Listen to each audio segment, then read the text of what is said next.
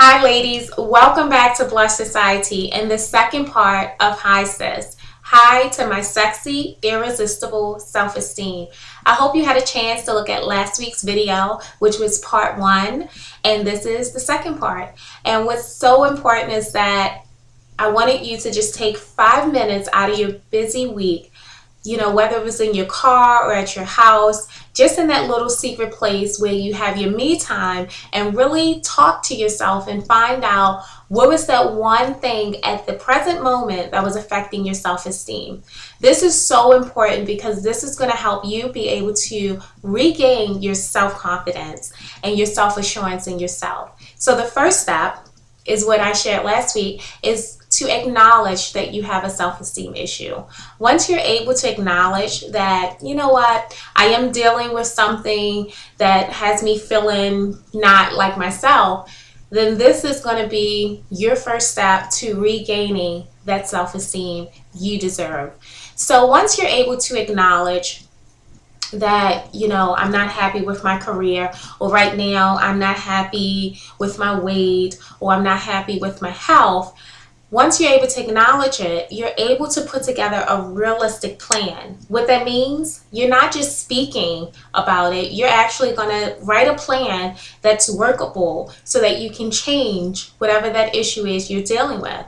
For me, at one point, when I first got married, I was having a time of my life. It was a new experience for me.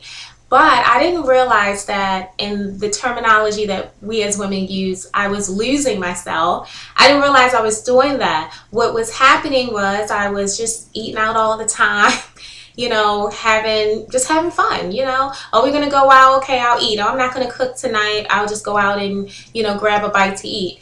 Well, what happened is a family friend was asking my mom and, asking around, and they wanted to know, was Adonus pregnant? Well, any woman knows that if you're not pregnant, you don't want anyone to think that you are pregnant, and it's just a personal thing that we deal with, because you automatically assume, ladies, hey, if someone thinks I'm pregnant, they think I put on massive amount of weight. Well, just like college with the freshman 15, I put on the Murray 15 and I didn't even notice it. And we can be in a denial when it comes to putting on our clothes, but pictures don't lie. And when I took a look at one of my pictures, I first had to acknowledge, like, oh my goodness, is that me? I really did put on weight. And I'm not saying that it's always a bad thing to put on weight, but it can get out of control where you don't realize that you're not the same person you was it could be just a month ago. So what I realized is, okay, I'm going to create a plan to fix this. Not just to say, okay, my outer beauty is smaller, I look, I'm no longer this size, I'm smaller than I normally was. But it was also what I realized would be a lifestyle change for me, because losing weight was good for my health. Losing weight was good for my energy. Losing weight was good for, me overall as a person. And so what happened is I created the plan. When I created the plan, I decided, hey, I'm going back to Weight Watchers.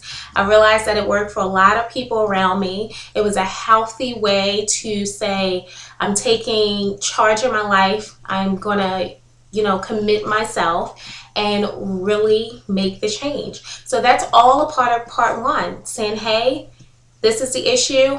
This is how I'm going to fix it, and this is what I'm going to do to work towards that goal. It's a plan that's realistic. Part 2, for you ladies who are really trying to recreate that sexy, irresistible self-esteem, is that you have to be a daydreamer. What I mean by that is, it's nothing wrong with dreaming big.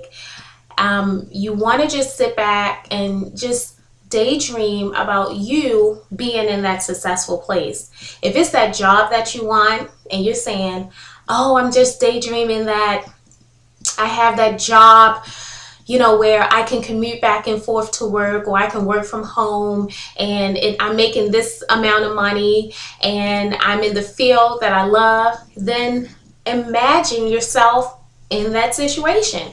So many times we get hung up on daydreaming about other success, or daydreaming about the girl next to you instead of daydreaming about ourselves. What's so important about daydreaming, it doesn't cost you a thing.